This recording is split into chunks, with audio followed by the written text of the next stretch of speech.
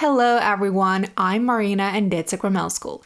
This time I will give you a step-by-step nail extension tutorial. We'll dwell on the nuances of using paper forms in particular. Are you ready? Let's get into it!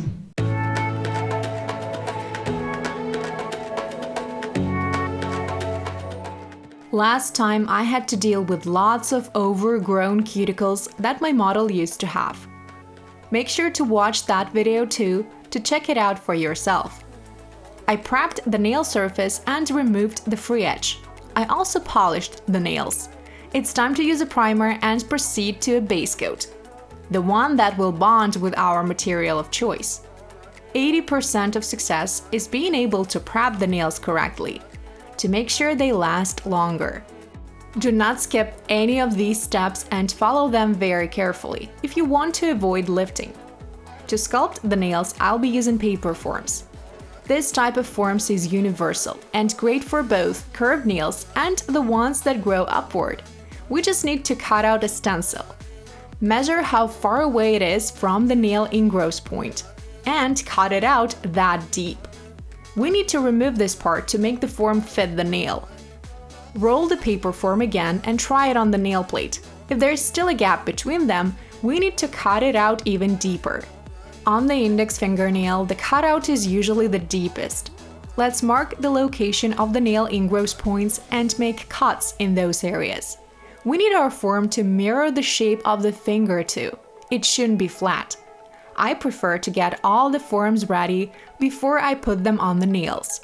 For convenience, be careful when it comes to taking it off the backing. Pinch the tips together. Apply to the nail. There is no need to pull it on to get deep under the free edge.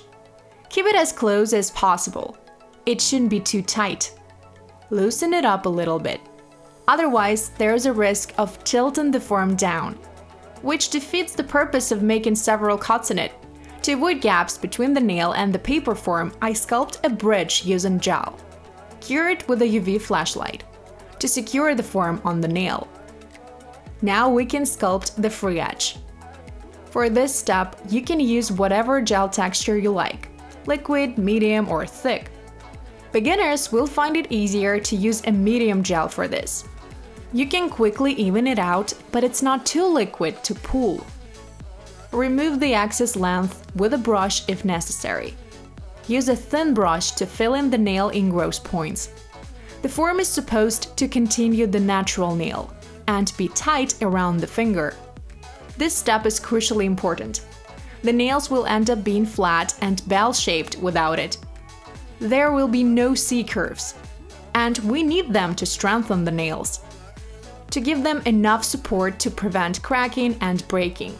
Some of you may think that it's next to impossible to ace this technique, but you should master it since it will always be popular due to its universality. Paper forms are compatible with all the nail types out there. You can sculpt whatever nail shape you can think of. Okay, once we have cured the tips, we slowly take the forms off. This thin foundation has a beautiful and solid C-curve. All we have to do is to build a rigid nail structure. When it comes to short nails, it can be a one-step process. But as for longer ones, it should be a two-step operation. Build up the central part and move on to the cuticle zone. In order to let a gel drop glide over the nail surface, coat it with gel first. Place the drop on the apex and start shaping the nail. It may be difficult to understand all the nuances of the technique. Do you like manicure and nail extensions? If you do, join my new online course on nail sculpting, from zero to pro, and get your certificate. The course is available worldwide. For more information, click the link in the description box below. One of the main perks here is having a perfectly even surface under the free edge. It's going to grow beautifully. We won't have to touch it up.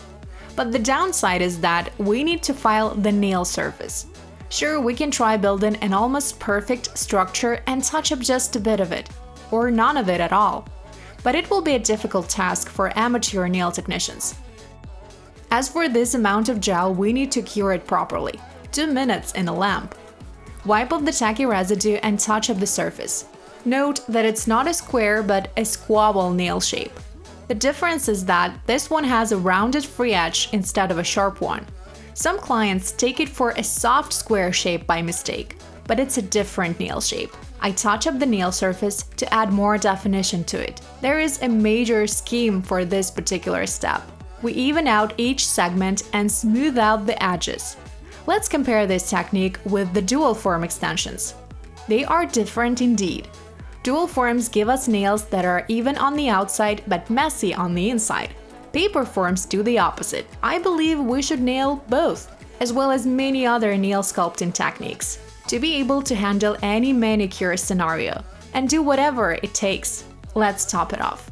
I love how shimmery the gel is. Follow me on social media to learn about the products I use on a regular basis. Join for more useful tips and exciting manicure content. Give this technique a shot and make sure to practice it to stop seeing nail extensions as a daunting challenge.